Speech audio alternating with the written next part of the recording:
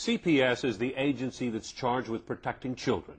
Its investigators and caseworkers make decisions that impact the lives of thousands of Texas families. So who are the people making these life-changing decisions? CPS 42 investigative reporter Nancy Wilson looked into the backgrounds of child welfare workers. What she found may surprise you. Assault, burglary, DWI, theft, domestic violence, indecent exposure, prostitution, possession of cocaine and marijuana, and selling alcohol to minors. What do all of these crimes have in common? They are just some of the crimes committed by people who work for the Texas Department of Family and Protective Services.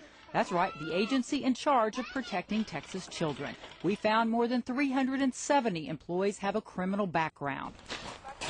Some have direct contact with foster kids. He was really uncomfortable to be around. He always wanted to be a little too close. Here's one, yeah. Ashley Gallardo is talking about one of her former caseworkers.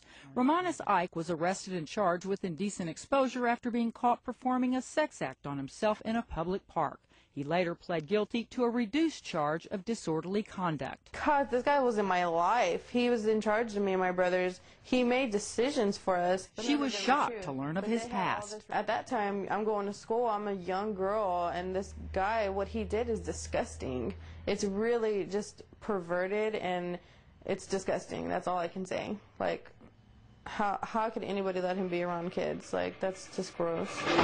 It was no secret that at the time of his arrest, he worked for CPS. It's written on his bail bond. That was in 1998, and he's still on the job. Richard Landon was arrested for indecent exposure in 1997, and in 1994, he was arrested for prostitution after soliciting an undercover cop. He also works for the Texas Department of Family and Protective Services. Cordelia Jones is a CPS investigator. She's currently on probation for a drug possession charge out of Williamson County. This CPS investigator, Cynthia Creighton, has numerous criminal cases in her background. She still owes $193 in fines for driving with an invalid license.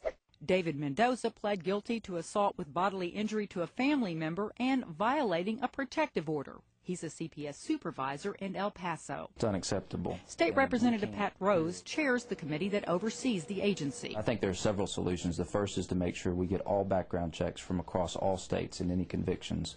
We can do that by requiring an FBI fingerprint background check on the front end of employment. And then as we move forward, we have to have annual background checks here to make sure that all current employees who have direct access to kids don't have these convictions. Ashley Gallardo agrees. We trust these people. They're all we have in the end because we're just taken away from our families. That's all we have. CPS declined an interview for the story, but it did provide information about its policies. Now, the department does do criminal background checks within the state of Texas when someone is hired. Employees are then required to self-report any arrest or convictions. The department also does annual background checks on employees whose jobs it is to approve foster homes for the placement of children. Now, it's important for us to note that the number of people we found with criminal backgrounds is a small percentage of the total number of employees.